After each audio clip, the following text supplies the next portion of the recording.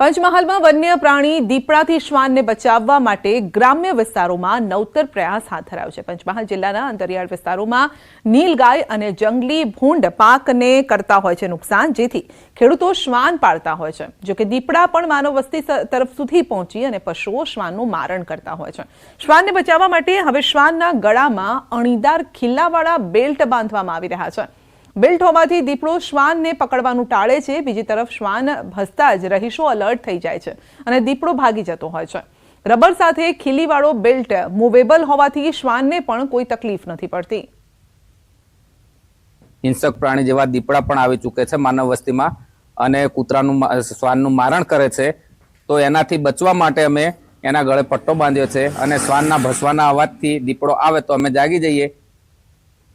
સુરતના પાંડેસરામાં ઉદ્યોગ ભારતી વિદ્યાલય મનમાની સામે આવી છે। વિદ્યાલયની મનમાની શાળાની ફી બાકી હોવાથી ધોરણ 10ના વિદ્યાર્થીઓની હોલ ટિકિટ અટકાવી છે। શાળામાં અભ્યાસ કરતા 60 જેટલા વિદ્યાર્થીઓની હોલ ટિકિટ અટકાવી છે। શાળા ચાલકો દ્વારા જણાવવામાં આવ્યું છે કે કોરા કાગળથી બાકી નીકળતી ફી ભરશો તો જ હોલ ટિકિટ મળશે, જેથી અનેક વાલીઓએ ઓછીના પૈસા લઈ શાળામાંથી હોલ ટિકિટ મેળવી છે।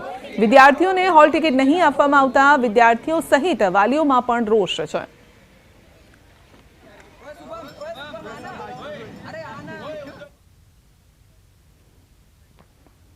27મી ફેબ્રુઆરીથી બોર્ડની પરીક્ષાઓ શરૂ થઈ રહી છે, જેને લઈને અમદાવાદ શહેર અને ગ્રામ્યના શિક્ષણ વિભાગે તમામ તૈયારીઓ પૂર્ણ કરી દીધી છે।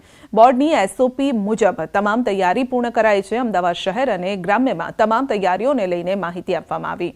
અમદાવાદમાં 322 બિલ્ડિંગમાં પરીક્ષા લેવાશે, જેમાં તમામ વર્ગો સીસીટીવીથી સજ્જ છે।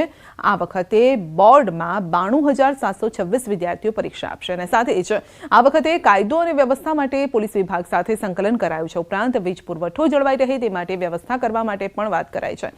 આરોગ્યને લઈને તમામ કેન્દ્રો ઉપર મેડિકલ કિટ તૈયાર રાખવાની પણ સૂચના અપાઈ છે। સાથે જ એસટી બીઆરટીએસમાં પણ સંકલન સહિતની તૈયારી પૂર્ણ કરી દેવાઈ છે, જેથી વિદ્યાર્થીઓને કોઈ મુશ્કેલી ન પડે। સાથે જ પોલીસ વિભાગ સાથે પણ સંકલન કરવામાં આવ્યું છે। વિદ્યાર્થીઓ ક્યાંય અટવાય તો હોલ ટિકિટ બતાવશે તો પોલીસ તુરત જ તેમને મદદ કરશે।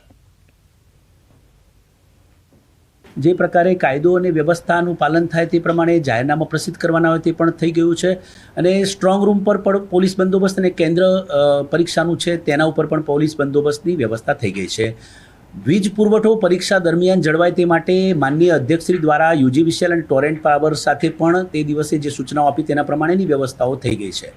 વિદ્યાર્થીઓના આરોગ્ય માટે ખાસ કરીને આરોગ્ય સાથે અર્બન હેલ્થ ઓફિસર સાથે તમામ જે હેલ્થ સેન્ટરો છે ત્યાં આગળ સૂચનાઓ અપાઈ ગઈ છે અને દરેક પરીક્ષા સ્થળ ઉપર ખાસ કરીને જે આની જે કિટ હોય છે ફર્સ્ટ એડની એના માટેની વ્યવસ્થા સ્કૂલ લેવલે પણ કરી દેવામાં આવે તે પ્રકારની સૂચનાઓ અપાઈ છે। તેમજ આરોગ્યનો સ્ટાફ પણ જે છે સેન્ટરોમાં 2-3 સેન્ટરો વચ્ચે તે પણ આમાં ઉપસ્થિત રહેશે તે પ્રકારની સૂચનાઓ અપાઈ છે। એમ જોવા જઈએ તો એસટી બીઆરટીએસ એએમટીએસ એમને પણ સૂચનાઓ આપી છે। વિદ્યાર્થીઓનો સમય પણ ક્યાંય જે બગડે નહીં તે પ્રકારે તેઓ સમયસર પહોંચી શકે તે માટે ઘણીવાર જો કોઈ વિદ્યાર્થી પણ વિલંબિત થાય તો આપના માધ્યમથી ચોક્કસ જણાવીશ કે ટ્રાફિક પોલીસે પણ એવી બાંયધરી પણ આપી છે અને જવાબદારીપૂર્વક કહ્યું છે કે ક્યાંક હોલ ટિકિટ વિદ્યાર્થી બતાવશે તો અમે મદદ કરીશું, એમ દર વર્ષે જે રીતે મદદ કરે છે તે રીતે। આ તરફ અમદાવાદ ગ્રામ્યના શિક્ષણ અધિકારીએ પણ તમામ વ્યવસ્થા પૂર્ણ કરી દેવાનું જણાવ્યું છે। વિદ્યાર્થીઓ શાંતિપૂર્ણ પરીક્ષા આપે તે માટે ખાસ વ્યવસ્થા કરાઈ છે। દરેક શાળામાં સીસીટીવી સુપરવાઇઝરની નિમણૂક કરાઈ છે। તમામ સેન્ટર પર નોડલ ઓફિસર તરીકે 2 શિક્ષકો પણ હાજર રહેશે। તમામ કેન્દ્ર ઉપર અમે સીસીટીવી સુપરવાઇઝર મૂકેલા છે, એટલે કે એક સ્વતંત્ર વ્યક્તિ સતત સીસીટીવીનું નિરીક્ષણ કરશે, જેથી કરીને બાળક ક્યાંય પણ જો થોડું પણ હલનચલન કે ખોટી રીતે એની મૂવમેન્ટ કરવા પ્રયાસ કરે તો આ સીસીટીવી સુપરવાઇઝર થકી તુરંત જ આ બાળકને અમે રોકી શકીએ અને આગામી સમયમાં આપ જાણો છો તે મુજબ કે શિક્ષા કોષ્ટકના નિયમો મુજબ બાળકો ક્યારેક તેમની અજાણતાના કારણે મોટી ભયંકર સજાઓનો ભોગ બની જતા હોય છે, જેથી સાવધાની શરૂઆતથી જ રાખવામાં આવે। એમસીના બજેટ સત્રમાં સત્તાપક્ષ વિપક્ષ સામસામે હાટકેશ્વર બ્રિજ મુદ્દે બંને પક્ષો સામસામે આવ્યા છે। જાહેર હોર્ડિંગ્સના એજન્સીઓ પેનલ્ટી મુદ્દે હંગામો થયો છે। ભાજપ અને કોંગ્રેસના કાઉન્સિલર સામસામે આવી ગયા। હંગામો થતાં આખરે મેયરે બ્રેક જાહેર કર્યો। વિપક્ષ નેતા શહેજાદ ખાન પઠાણે ટીપી ચેરમેન પ્રતીશ મહેતા રાજીનામાની માંગ કરી છે. બજેટ સત્રના બીજા દિવસે કાઉન્સિલર ઉદાસીન જોવા મળ્યા છે. ચેરમેન દેવાંગ દાણી બજેટ રજૂ કરતા સમયે જ કાઉન્સિલર બેઠક ખાલી જોવા મળી.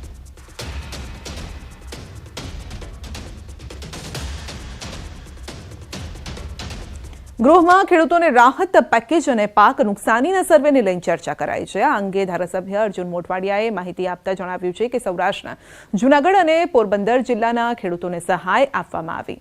1,36,000 ખેડૂતોને 200 કરોડની રાહત આપવામાં આવી છે અને સાથે જ પાક નુકસાનીના સર્વેને લઈને તેમણે જણાવ્યું છે કે મુખ્યમંત્રીએ કમાન્ડ એન્ડ કંટ્રોલ સેન્ટરની સ્થાપના કરી છે, જેમાં સેટેલાઇટ મારફતે પાક નુકસાનીનો સર્વે કરવામાં આવશે. સૌરાષ્ટ્રના જૂનાગઢ અને પોરબંદર જિલ્લાના ખેડૂતો 1,36,000 ખેડૂતોને 200 કરોડ રૂપિયાની રાહત આપવામાં આવી. આજે જે પ્રકારે મને માહિતી આપવામાં આવી છે એ પ્રમાણે 8,500 રૂપિયા SDRF ફંડ પેટે આપવામાં આવ્યા હતા અને રાજ્ય સરકારે પોતાના બજેટમાંથી વધારાની 2,500 રૂપિયાની જાહેરાત હેક્ટર દીઠ કરી. અરવલ્લીમાં ટૂર્સ એન્ડ ટ્રાવેલ્સના સંચાલક દ્વારા ઠગાઈની ઘટના સામે આવી. મહાકુંભમાં જવા શ્રદ્ધાળુઓ સાથે 50થી વધુ શ્રદ્ધાળુઓ છેતરપિંડીની ઘટના સામે આવી છે. તો મોડાસા સબ જેલ પાસે આવેલી પટેલ ટૂર્સ એન્ડ ટ્રાવેલ્સમાં યાત્રાનું બુકિંગ કરાવ્યું હતું. લગભગ 50થી વધુ યાત્રાળુઓએ એક વ્યક્તિ દીઠ 7,999 રૂપિયા ભરી બુકિંગ કરાવ્યું. અને આજે એટલે કે 25 તારીખે સવારે 10 કલાકે મોડાસા સહયોગ ચોકડીથી બસ પણ ઉપડવાની હતી, પરંતુ કોઈ આવ્યું ન હતું. સાથે ઓફિસના શટલ પણ પડી ગયા. તો એટલું જ નહીં, ઓફિસ સંચાલકે તો 2-3 દિવસ અગાઉ ફોન પણ સ્વિચ ઓફ કરી દીધો હતો અને હાલ છેતરપિંડીનો ભોગ બનેલા આસ્થાળુઓમાં રોષ છે. તંત્ર દ્વારા ઠગબાજો સામે કડકમાં કડક